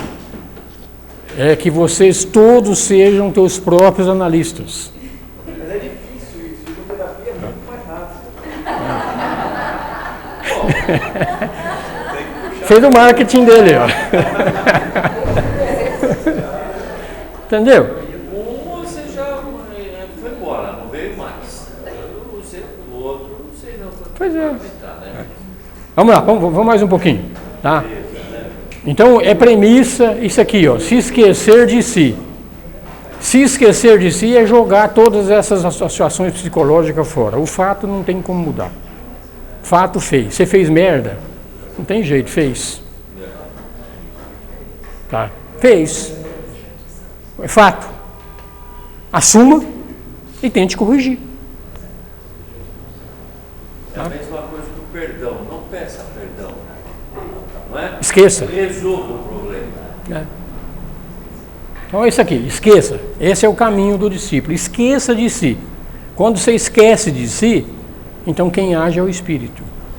Quando você lembra de si, quem age é o ego. Dá para perceber? Quando a gente começa a aprofundar um pouco mais nessa análise aí, a gente chega a uma conclusão. O ego é um fantasma. Ele é todas essas associações psicológicas que você criou aí, isso é o que você é. Ou seja, é um fantasma que não existiu. Foi criação tua. O ego é uma criação tua. Mas você tem teosofia na Argentina? Ué, depois que o novo Papa tomou conta lá, eu comecei a olhar argentino com outros olhos, viu? Então até lá tem remédio. Não sei não, e lá o ego brinca. Mas o Papa Francisco lá é um cara que o ego dele não é dos maiores, não. Eu acho que o ego dele até que é pequenininho, viu? Você falou, daqui 5 anos eu tô fora disso.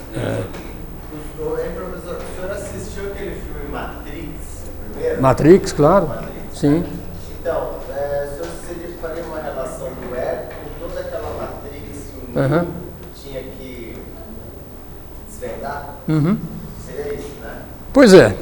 Matrix, no fundo, a Matrix é o mundo. Você não está na Matrix, você não está no mundo. Você é o Atma que está fora do mundo. Percebendo?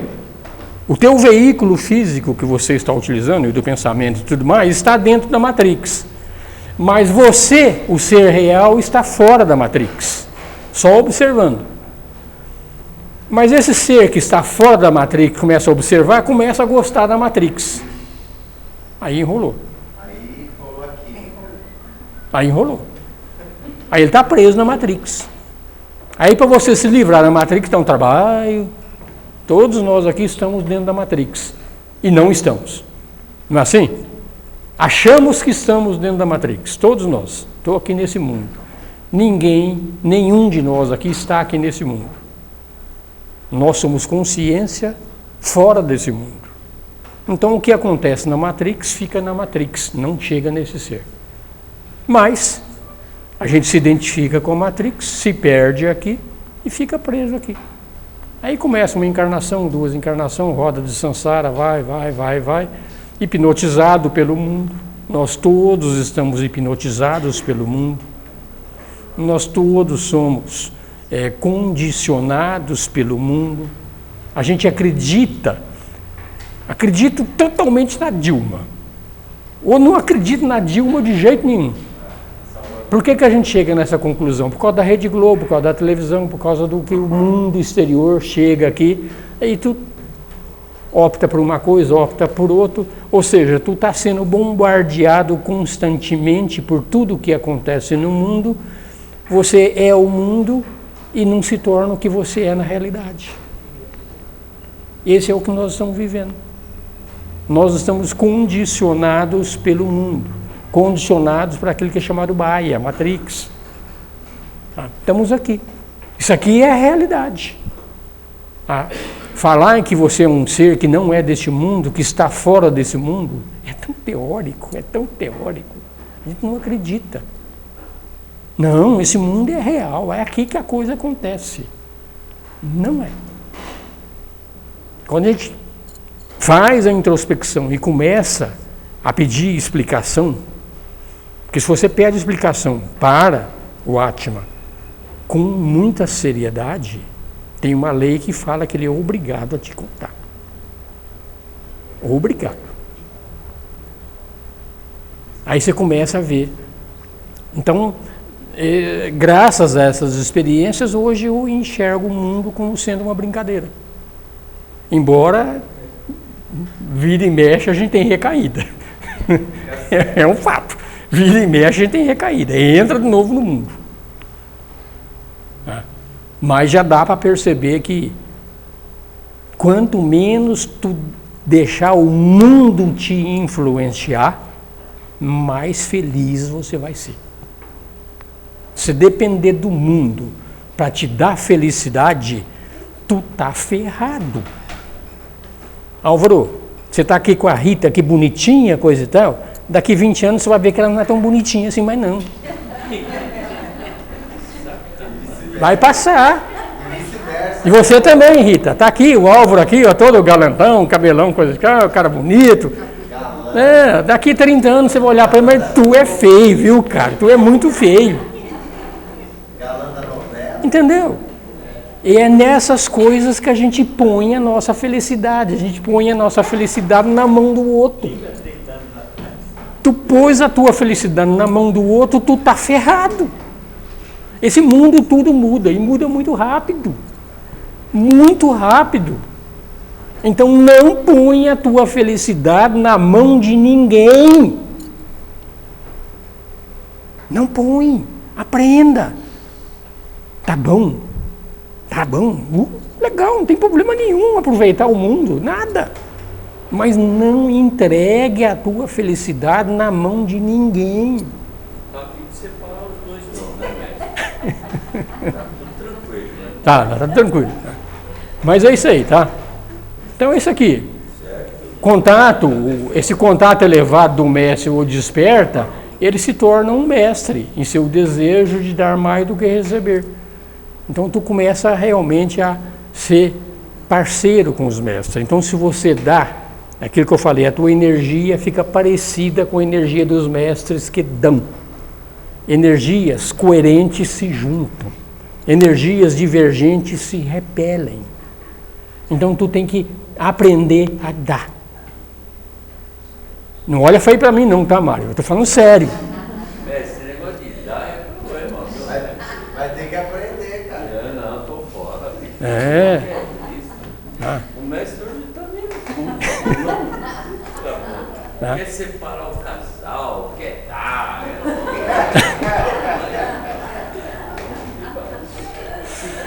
aqui é meio... É um paradoxo, né?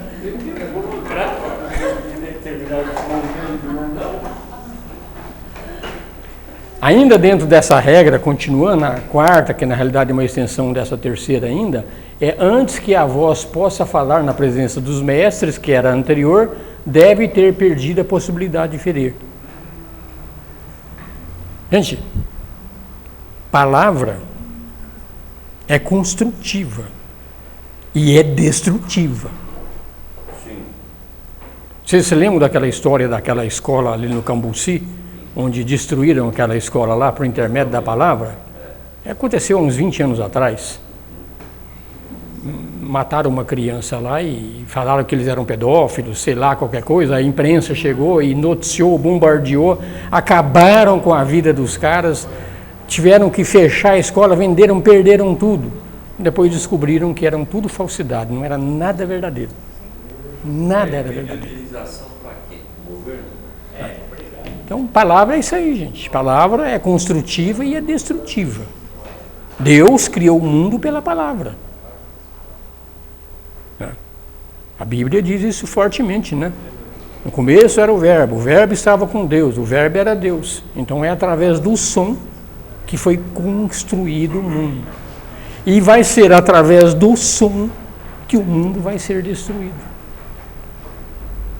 Por isso que antes de falar na presença dos mestres, não podemos ferir. A voz que mente, abusa, queixa, fere, nunca pode atingir planos mais altos. E a gente acha que a gente não faz essas coisas aí, mas nós fazemos sim, viu? Só que nós fazemos hoje de uma forma mais sutil, mas fazemos. Continuamos fazendo.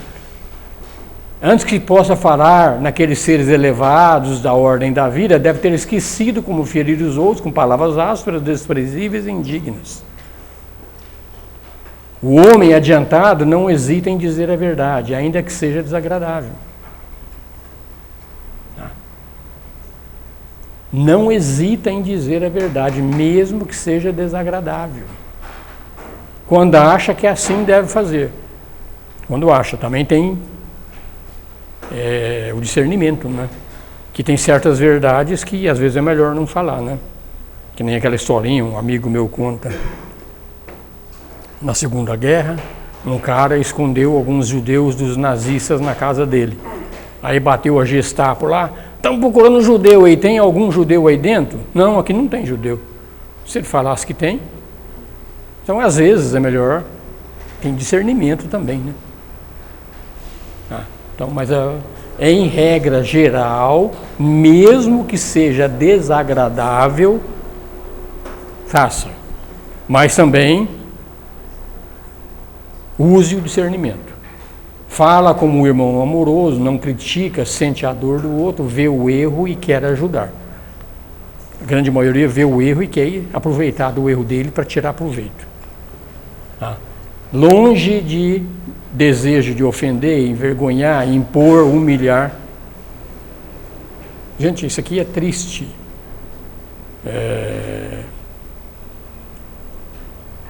A minha mulher estava falando aqui outro dia, viu na internet uma amiga dela, quem não interessa a gente falar sobre isso aqui, que doa plaquetas. Colocou no Facebook, estou indo doar plaquetas. Plaqueta é coisa do sangue. Convenhamos, né, gente? Convenhamos, né? Já não doou nada. Então, doar é isso aqui. Nunca humilhar o outro. A verdadeira doação, ela é anônima. Totalmente anônima. Isso é doação. Se você doa no intuito de conseguir alguma coisa, ou de se vangloriar, ou de se colocar num pedestal, tu não está doando nada. Nada. Se for uma questão de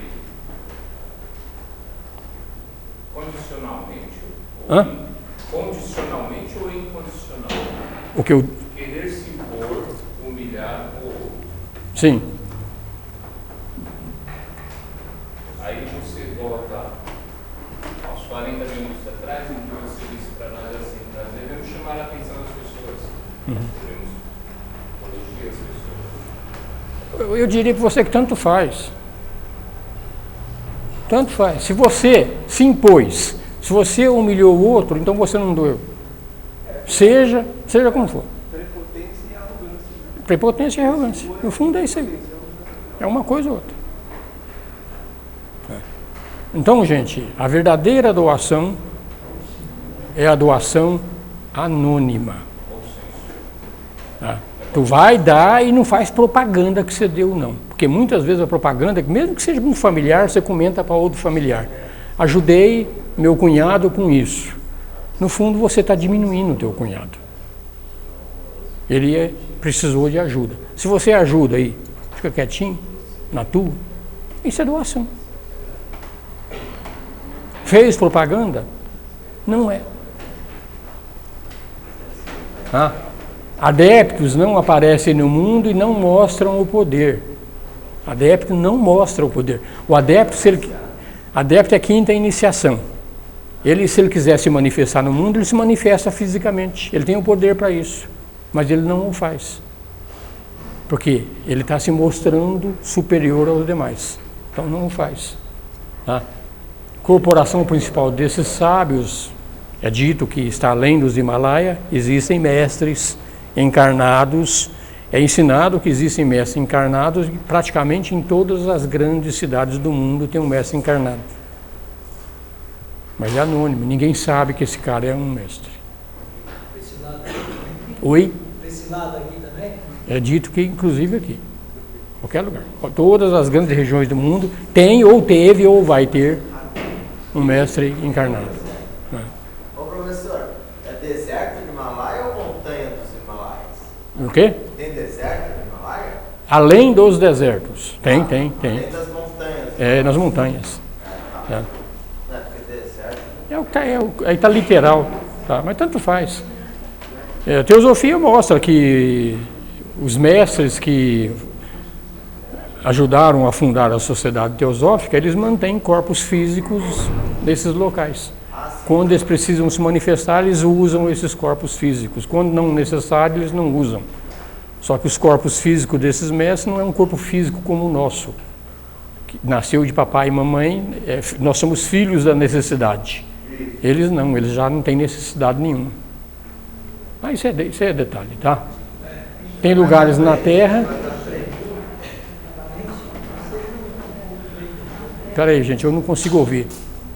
Esses corpos físicos eu não entendi direito, mas deixa pra lá, né? O corpo físico é ensinado, um corpo que é plasmado energeticamente e que não nasce através de papai e mamãe, sujeito à lei do karma, são corpos plasmados diretamente por uma energia, essa energia é chamada de Kriya Shakti. Então são corpos que usam como se fosse um carro, usa ou não usa, está parado lá. Mas quando precisa usar, ele tem um corpo preparado para se manifestar fisicamente. É ensinado que esses corpos duram 800 mil anos. Mas isso aí não é o nosso caso, né? É uma criação através energética. É puramente energética. Não é um nascimento, como te falei, a partir de papai e mamãe. Ok? Mas isso não é muito importante para o curso aqui, não. Eu podia até pular disso aqui, tá? Mas está no livro, tá? Então tem lugares na Terra que o avanço da civilização não tem uma febre muito grande. Então nesses lugares que são mais natureza, montanhas, é mais calmo, então é mais fácil desses mestres se manifestarem nesses locais do que aqui dentro da Praça da Sé, aqui às 6 horas da tarde. Muito mais fácil, tá? São locais onde não estão cheios da ação de uma sociedade aglomerada, que é ansiosa de dinheiro, de prazer. Então, o neófito que pede fica sem ouvir até que a voz tenha perdido essa possibilidade de ferir que estamos falando. Então, a vida astral e divina é lugar onde reina a ordem. Então, a vida espiritual reina a ordem total. Os nossos pedidos, normalmente, estão tão cheios com os nossos pensamentos, tem tanto barulho em volta disso, que os nossos pedidos reais não chegam nos mestres. Então os nossos pedidos têm que ser feitos no silêncio do mundo, e principalmente no silêncio da mente. Então, o teu contato com o ser pressupõe totalmente a parada dos pensamentos. Só com os pensamentos parados tu vai ter o diálogo com o mestre. Senão, vai ser simplesmente masturbação mental. Isso. Perturba, hein? Perturba. Perturba. Tá? Então, a vida astral, que é a vida espiritual, a vida divina, reina a ordem. Então, qualquer coisa de materialidade, de emoções pesadas que aconteçam, simplesmente a nossa voz não é ouvida. Tá? Perto, muito próximo do coração central da vida, tem o conhecimento, mas ali tem uma completa ordem. Então, o reino onde mora o nosso Atman, o nosso ser real, que nunca entrou na Matrix, esse reino onde ele está lá, completa a ordem. E é para lá que nós estamos querendo ir.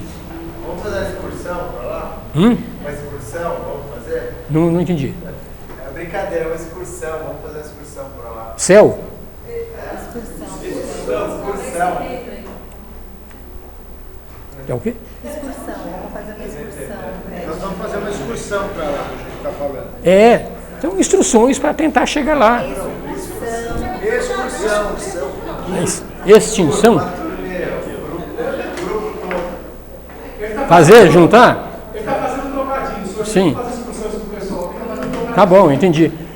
Essa pergunta é muito fácil de responder. Eu pergunto aqui para todo mundo agora. Vocês querem conhecer Deus? Queremos. Querem conhecer Deus agora? Sim. Agora? Sim. Entregar tudo? Sim. Morrer? Sim. Ir embora? Sim. Tá bom. Só ele lá. Então vocês são bons candidatos Aperta o botão. a enfrentar. É isso aí. Ele quer, velho. Aperta o botão, Maria. Outra pergunta, que eu já fiz aqui, eu faço de novo. Jesus vem aqui agora, como ele fez para os apóstolos deles há 2000 anos atrás. Larguem tudo que vocês têm, larguem suas famílias e me sigam. Quem vai? Já pensei nisso aí, viu? Quem vai? Ele ali vai. Quem vai? Pensei seriamente sobre isso aí. Hã? Pensei.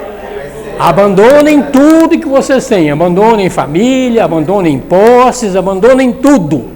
E me sigam. Mas, mestre, isso aí foi uma metáfora. É metade. O cara tava pescando lá quando largou tudo. A gente não larga.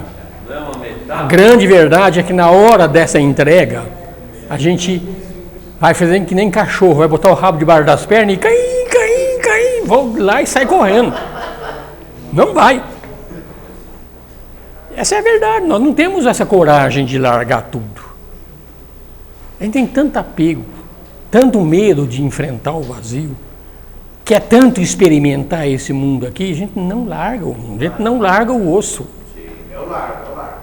Então, para ir para esse mundo que está falando, tu tem que largar o osso, largar mesmo. Se Cristo vier novamente na terra, ele é o primeiro a crucificar. Né? Vai crucificar, né?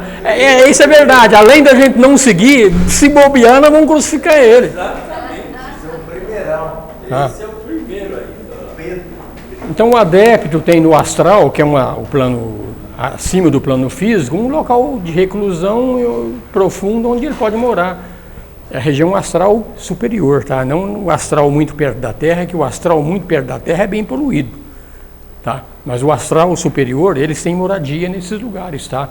Não tem som discordante, não chega aos ouvidos dele, eles servem a humanidade, se identifica com o mundo, mas não se deixa influenciar pelo mundo. Ele está pronto de se sacrificar, mas ele se sacrifica vivendo e não morrendo. Aí é outro aspecto também, tá? Tem dois tipos de evolução, eu já falei, mas às vezes a gente esquece. Tem a evolução de que quem volta para Deus, definitivamente, e tem a evolução daqueles seres que conquistaram o direito de voltar para Deus e chegar lá na porta do Nirvana, olhou, viu que o mar estava lá para trás, voltou para trás para ajudar os que não chegaram lá. Então são dois Dois progressos diferentes. O primeiro, de encarar e voltar para Deus, é o mais fácil. Tu vai voltar para a casa do Pai onde tudo é alegria. O segundo, você abrir mão de tudo isso e ficar aqui para ajudar os trouxas que somos nós aqui, aí que ter muita coragem. Aí que ter muita coragem para abrir mão disso e continuar aqui. Tá? Por isso que está falando aqui, que o sacrifício deles não é morrer, o sacrifício deles é continuar vivendo.